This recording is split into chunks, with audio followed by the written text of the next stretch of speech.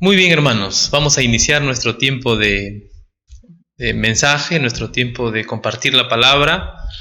En esta noche vamos a estudiar el libro, la epístola de Primera de Pedro. Estamos en el capítulo 1, versículos 2 y 3. Vamos a meditar en esta noche. Pero antes de eso, acompáñenme en oración, por favor. Acompáñenme en oración. Gracias te doy, Señor, por este tiempo. Gracias, Padre, por tu palabra. Te pido, Señor, que la utilices en nuestras vidas, que pueda ser de bendición para nosotros, que podamos, Señor, crecer en este tiempo de prueba, de dificultad que estamos pasando todos los creyentes. Y te pedimos, Señor, que nos ayudes a seguir sirviéndote a pesar de todo. Gracias te damos, Señor, en el nombre de Jesús, nuestro Salvador. Amén. Amén. Bueno, voy a poner de una vez la proyección para que ustedes puedan mirar ya y recordar dónde nos hemos quedado. Vamos a hacer un breve repaso y luego continuaremos con nuestro estudio en donde debemos iniciar hoy. Ahora sí, ya estamos más preparados. Listo.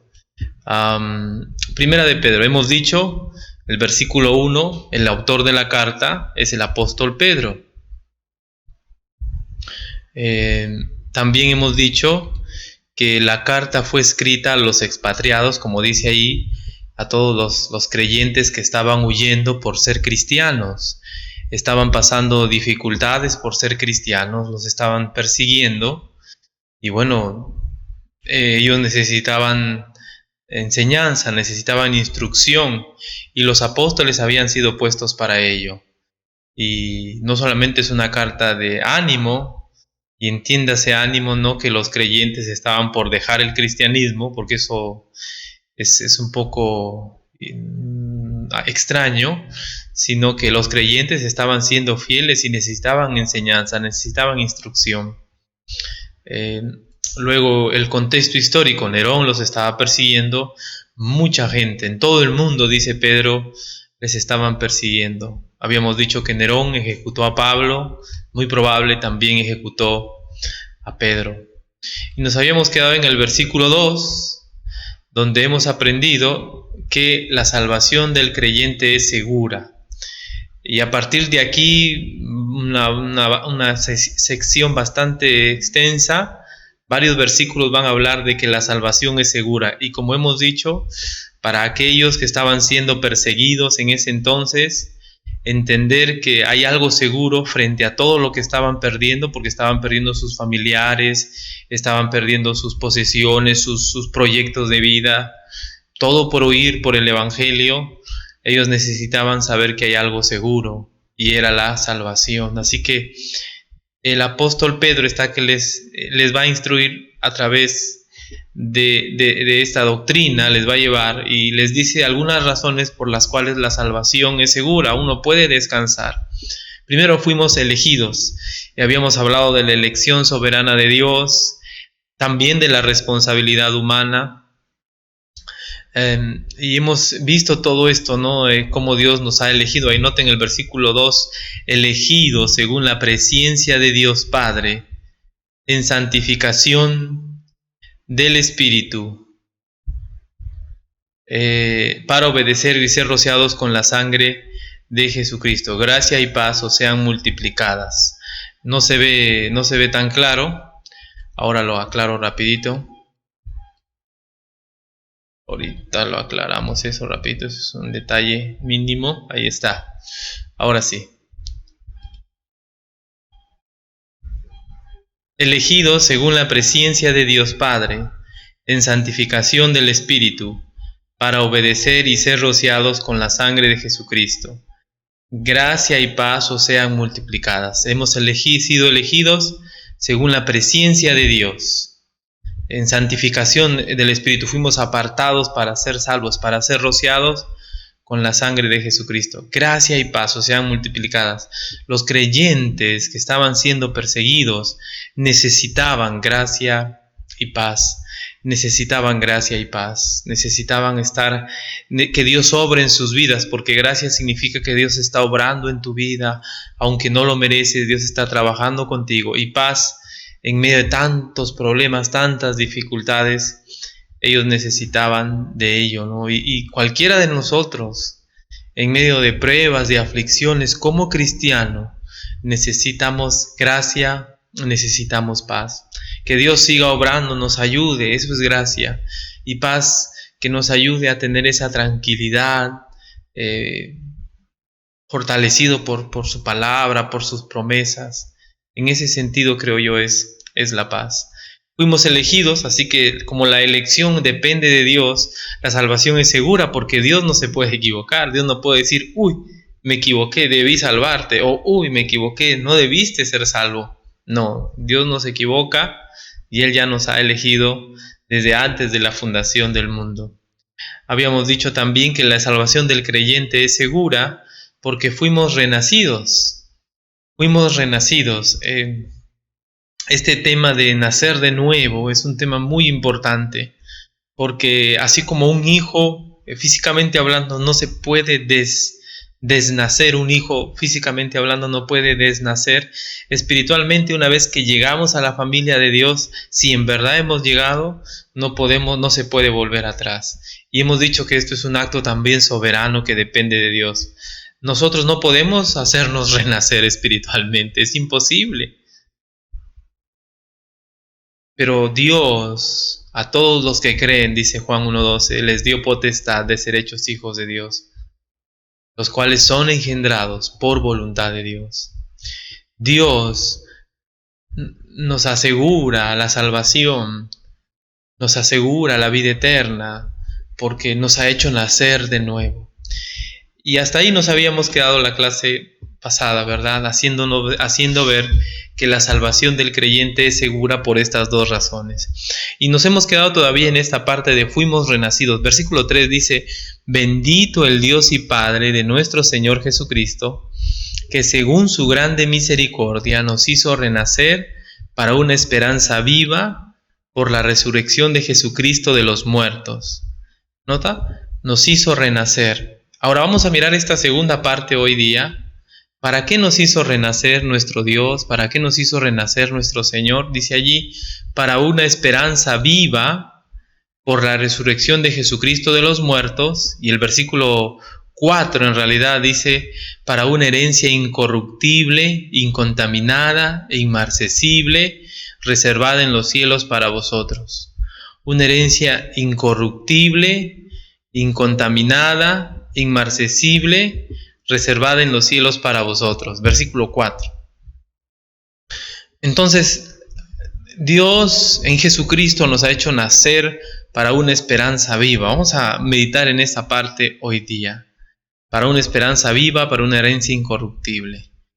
Dice el texto, bendito el Dios y Padre de nuestro Señor Jesucristo, que según su grande misericordia nos hizo renacer para una esperanza viva por la resurrección de Jesucristo de los muertos. La palabra esperanza es un poco difícil definirla en la palabra de Dios. No dice esperanza es esto. Y es una de esas palabras que todos sabemos qué es, pero es más difícil conceptualizarla, ¿verdad? Todos sabemos cómo, que entendemos, tenemos una idea de esperanza, pero conceptualizarla, decir, ¿qué es la esperanza? A ver, es un poco difícil, ¿verdad? Decir la esperanza. La esperanza es que esperamos algo. Es un poco difícil, así que en la Biblia, cuando uno estudia este tema de la esperanza, primero lo que aparece es esto, tiene que ver con lo invisible y lo futuro. Tiene que ver con lo invisible y lo futuro. Romanos 8:24 dice, porque en esperanza fuimos salvos, pero la esperanza que se ve no es esperanza, porque lo que alguno ve, ¿a qué esperarlo? Y el 25 dice, pero si esperamos lo que no vemos, con paciencia lo aguardamos. ¿Nota lo que dice?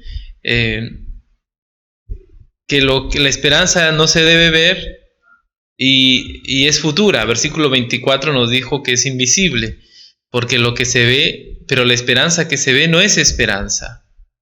Acá está. La esperanza que se ve no es esperanza. Ahí me fui.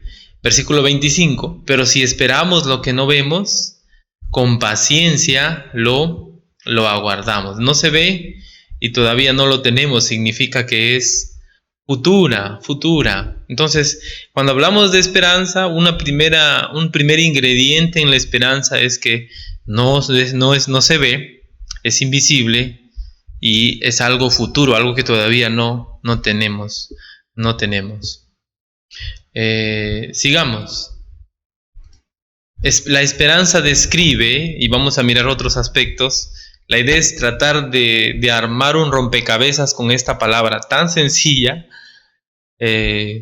pero que en la palabra de Dios hay que armarlo para poder definirlo. Esperanza describe la feliz espera del bien, es decir, una persona está, valga la redundancia, esperando aquello que ha de recibir. Tito 1:2, note lo que dice: en la esperanza de la vida eterna, la cual Dios, que no miente, prometió antes del principio de los siglos. Entonces se está esperando. ¿Qué se está esperando? La vida eterna, ¿verdad? Y uno no está triste, acongojado, uno está esperando que Dios nos haga efectiva esa vida eterna en la eternidad, ¿no? Valga la redundancia. Número 2. La base sobre la que descansa la esperanza. Esperanza describe la base sobre la que descansa la esperanza, a quienes Dios quiso dar a conocer las riquezas de la gloria de este misterio entre los gentiles. Note lo que dice: que es Cristo en vosotros, la esperanza de gloria. Cristo en vosotros, la esperanza de gloria. Entonces, la base de nuestra esperanza está en Cristo, ¿no? Entonces, número 1, habíamos dicho, describe la feliz espera del bien. Número 2, la base sobre la que descansa la esperanza. Y número 3, el objeto sobre el que se fija la esperanza. Note lo que dice: Pablo, apóstol de Jesucristo, por mandato de Dios nuestro Salvador y del Señor Jesucristo, nuestra esperanza. Nosotros descansamos en lo que es y ha hecho nuestro Señor Jesucristo, el objeto de nuestra esperanza. Entonces hemos dicho que la esperanza tiene que ver con lo invisible y lo futuro. La feliz espera del bien, la base sobre la cual descansa esta esperanza y el objeto sobre el que se fija la esperanza. Todavía un poco difuso, ¿verdad? Un poco difuso. Vamos a mirar más textos que nos ayuden a entender o a comprender la clase de esperanza o algunos rasgos más de esta esperanza que tenemos los creyentes.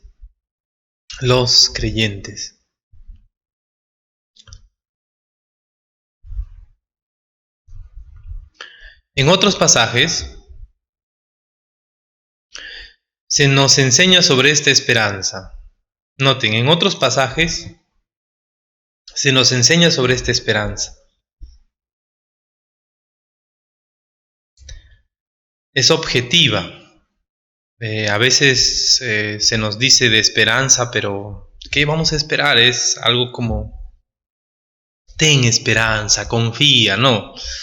La idea de la esperanza en la palabra de Dios es que es objetiva, es concisa. Dice Efesios 1:18: alumbrando a los ojos de vuestro entendimiento, para que sepáis cuál es la esperanza a la que Él os ha llamado, y cuáles las riquezas de la gloria de su herencia en los santos. ¿Nota? Para que sepáis cuál es la esperanza a la que Él os ha llamado.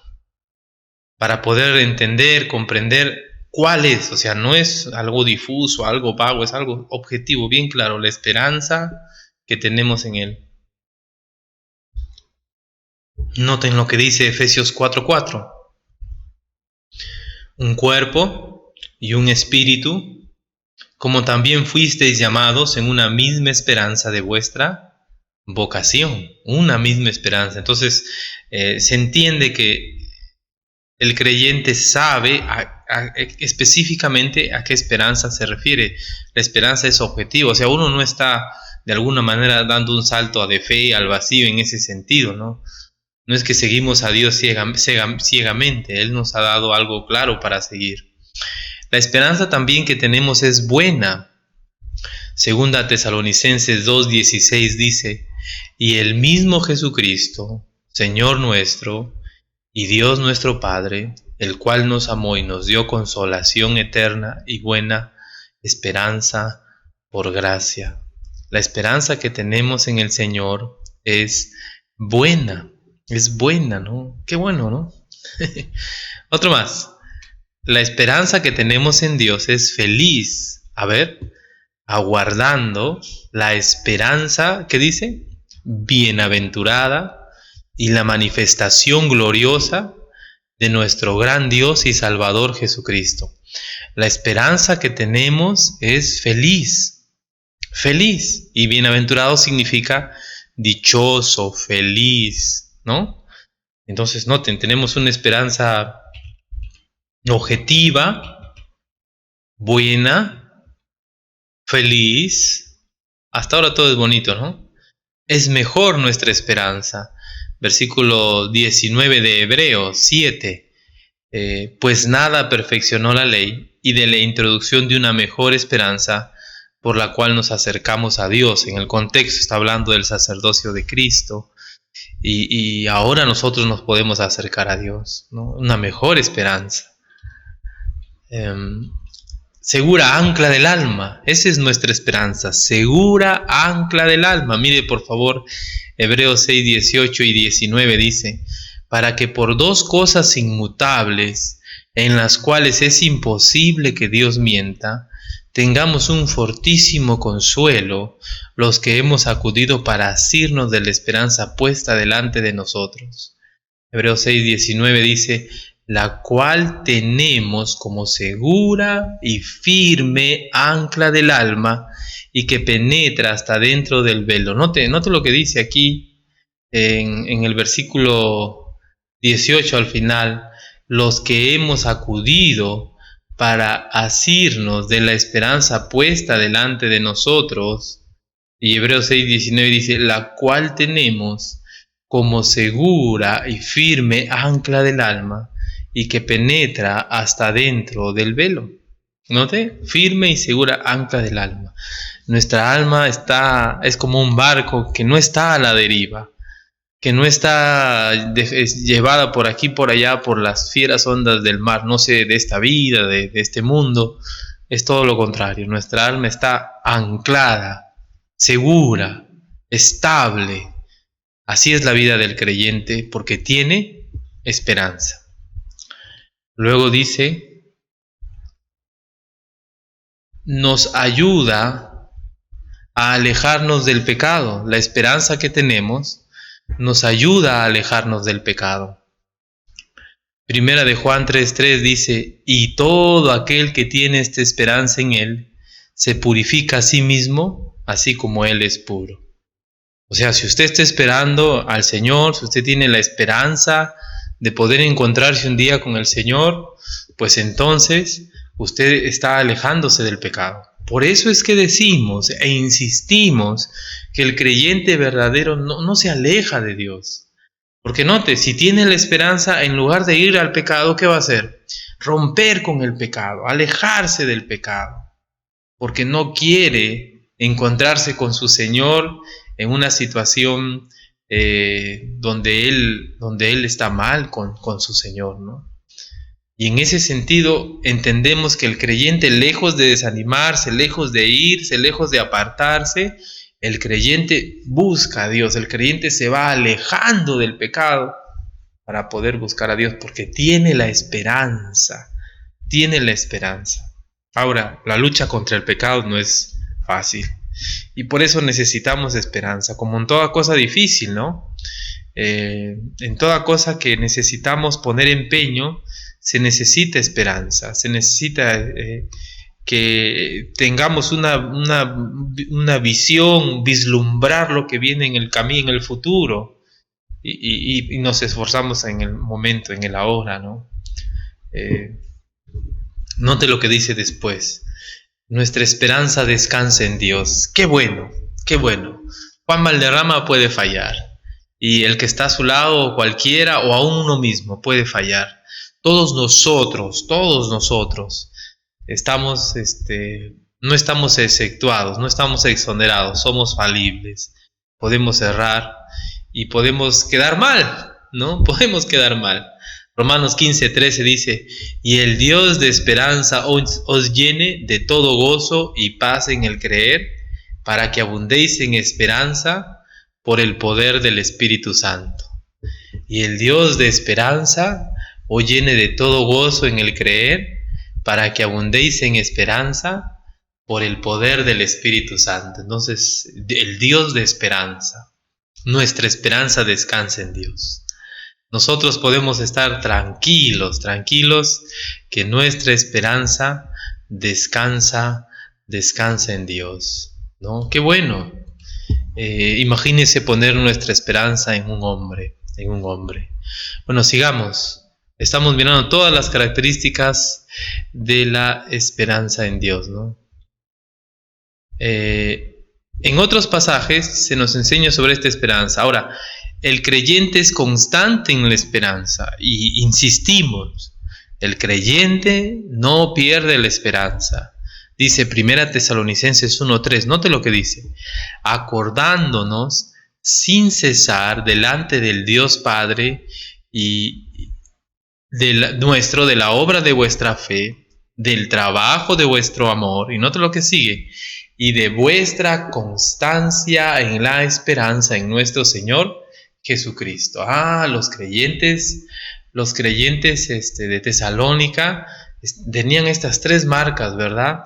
Y la última es: ellos perseveraban. La constancia significa que perseveraban. Ahora, Pablo estaba convencido que estas personas eran creyentes verdaderos. Y él, en toda su carta, él va a dar evidencias de cómo es que él está convencido de que los tesalonicenses son creyentes. Y una de ellas es eso: perseveran en la esperanza en nuestro Señor Jesucristo. No es que lo dejan, siguen adelante. El creyente verdadero persevera. Volvemos hasta aquí. Ya hemos visto diferentes verdades de nuestra esperanza, ¿no? Aquello que no vemos, que no tenemos, que valga la redundancia, que esperamos. Miren aquí, la esperanza, según está en nuestro libro, 1 de Pedro capítulo 1, versículo 3, dice: bendito el Dios y Padre de nuestro Señor Jesucristo, que según su grande misericordia nos hizo renacer para una esperanza viva por la resurrección de Jesucristo de los muertos. Nuestra esperanza es viva, y eso no lo había puesto en las características para volver aquí. Literalmente viviente, o que siempre continúa viviendo. La esperanza que tenemos no es una esperanza muerta, siempre va a existir. ¿Y por qué? ¿Qué dice el texto? Por la resurrección de Jesucristo de los muertos. Nuestra esperanza es viva gracias a que nuestro Señor Jesucristo resucitó. Gracias a que nuestro Señor Jesucristo resucitó. Noten lo que yo he puesto ahí. La vida de nuestra esperanza está en la resurrección de Jesús. Cristo tendría que morir y ya no volver a vivir para que nuestra esperanza sea vana. O sea, mientras el Señor Jesucristo permanezca con vida, lo cual es obvio porque Él es Dios, nuestra esperanza va a seguir siendo viva también, va a seguir siendo viva. Ahora, la resurrección de los muertos de nuestro Señor es muy importante. Puede ser que más enfatizamos en la cruz, o en que Él derramó su sangre por nuestros pecados, pero la verdad es que muchas personas han muerto por causas nobles. Muchas personas han muerto como mártires por otras personas también. Pero a diferencia de nuestro Señor Jesucristo, su muerte, la muerte no acabó con Él, como con otras personas, como personas filántropos y gente que ha querido ser de beneficio para la humanidad. Nuestro Señor Jesucristo no quedó en la tumba. En el tercer día Él resucitó. Y en 1 Corintios 15, Pablo hace una especie de suposición. ¿Qué hubiese pasado si Cristo no hubiese resucitado? Y él dice que nuestra fe y nuestra predicación serían vanas, porque estaríamos confiando en un muerto y estaríamos predicando sobre un muerto. Note lo que dice. Pero si se predica de Cristo, que resucitó de los muertos, ¿cómo dicen algunos entre vosotros que no hay resurrección de muertos? Porque si no hay resurrección de muertos, tampoco Cristo resucitó. Y si Cristo no resucitó, vana es entonces nuestra predicación y vana es también nuestra fe. Por las puras estamos predicando de un muerto y estamos creyendo en un muerto. Y somos hallados, dice el 15, falsos testigos de Dios, porque hemos testificado de Dios que Él resucitó a Cristo, al cual no resucitó, si en verdad los muertos no resucitan. Si los muertos no resucitan, entonces somos mentirosos, dice Pablo, porque decimos que Dios sí lo está haciendo. No hay esperanza de resucitar, todavía estamos condenados. Noten el versículo 16, porque si los muertos no resucitan, tampoco Cristo resucitó. Y luego que dice, y si Cristo no resucitó, vuestra fe es vana, aún estáis en vuestros pecados. Es decir, todavía no somos salvos, porque si el Cristo tuvo que vencer la muerte. Hebreos dice que Él con su muerte triunfó sobre el que tenía el imperio de la muerte, esto es al diablo. Y tenía que resucitar. Pero si no hubiese pasado, estaríamos todavía en nuestros pecados. Seríamos dignos de lástima, dice Pablo. Entonces también dice, los que durmieron en Cristo perecieron, versículo 19, si en esta vida solamente esperamos en Cristo, somos los más dignos de conmiseración de todos los hombres, dignos de lástima, porque estamos esperando en un muerto. Cristo no sería hijo de Dios. Miren, si Cristo no hubiese resucitado, nuestra predicación, nuestra fe, nuestra esperanza, porque moriríamos en nuestros pecados. No habría una oportunidad. Aunque Cristo haya muerto en la cruz, lo clave es su resurrección. Noten Romanos 1 al 4, ¿cómo demostró Cristo que era hijo de Dios? Por sus milagros, por hacer cosas grandiosas en vida, por morir en la cruz. No, Romanos 1 al 4 por lo menos dice allí que Él fue declarado Hijo de Dios con poder, según el Espíritu de Santidad, por la resurrección de entre los muertos. Cristo fue declarado Hijo de Dios con poder, según el Espíritu de Santidad, por la resurrección de entre los muertos. La única manera en que Él podría mostrar que era Hijo de Dios con poder, según Romanos, es por medio de la resurrección. Pablo dice, pero Cristo ha resucitado. Primicias de los que durmieron es hecho. Primicias significa que así como cuando se cosecha, hay la primera cosecha y eso significa que va a haber segunda, tercera, cuarta. Y es lo que está diciendo. Primicias de los que durmieron es hecho. Es decir, ahora que Cristo ha resucitado, también se ha abierto la puerta a que nosotros, los que creemos en Él, también vamos a resucitar. Versículo 21, porque por cuanto la muerte entró por un hombre, también por un hombre la resurrección de los muertos, porque así como en Adán todos mueren, también en Cristo todos serán vivificados. Nuestro trabajo en el Señor no es en vano, noten lo que dice.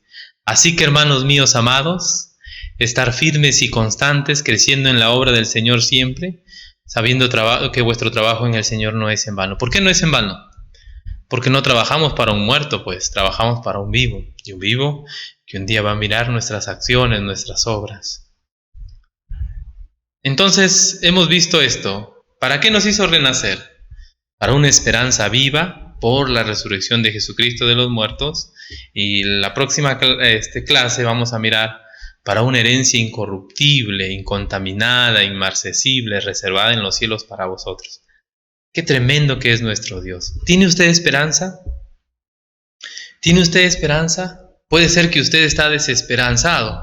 Bueno, si usted es creyente, fortalezca esa esperanza en Dios. Él no va a fallar, Él no nos va a dejar. A los creyentes que estaban padeciendo persecución, el escritor Pedro les decía, no se preocupen, Dios no va a fallar, pueden perderlo todo, pero Dios no nos va a fallar. Así que puede ser que estén pasando por dificultades, puede ser que como cristianos puedan ocurrir cosas tristes a nuestra vida, pero recuerda, Dios no va a fallar, nuestra esperanza es viva gracias a que Cristo está vivo. Que Dios nos ayude, hermanos, en esta poderosa verdad. Oremos. Señor, gracias te damos por tu palabra. Puede ser que vivimos desesperanzados. Puede ser que en este tiempo de coronavirus, de COVID, podemos caer, Señor, en esto de mirar nuestras circunstancias presentes y olvidar que tenemos un Dios todopoderoso. Un Dios que nos ha prometido muchas cosas, sobre todo la salvación. Nuestra esperanza es segura porque tú estás vivo, porque nuestro Señor Jesucristo, tu Hijo, está vivo. Y gracias a Él, gracias a su obra, a su resurrección, nosotros podemos descansar, Señor, en que aquellas cosas que tú nos has prometido, lo vas a cumplir. También, Señor, el castigo. Tú vas a cumplir con tu castigo también para aquellos que rechazan a Jesús. Para aquellos que rechazan a Jesucristo como su Señor, aquellos que toman la vida cristiana como juego y no se entregan de verdad a tu Hijo. Te pido, Señor, para que pongas, Señor, en ellos ese peso para poder arrepentirse, para poder buscarte de verdad. Y en aquellos que se han arrepentido, que ya están siguiendo, Señor, ayúdales a mirar las cosas de arriba y a alejarse del pecado, Padre bueno. Gracias te doy, Señor, por este tiempo. En el nombre de Jesús, nuestro Salvador. Amén. Amén.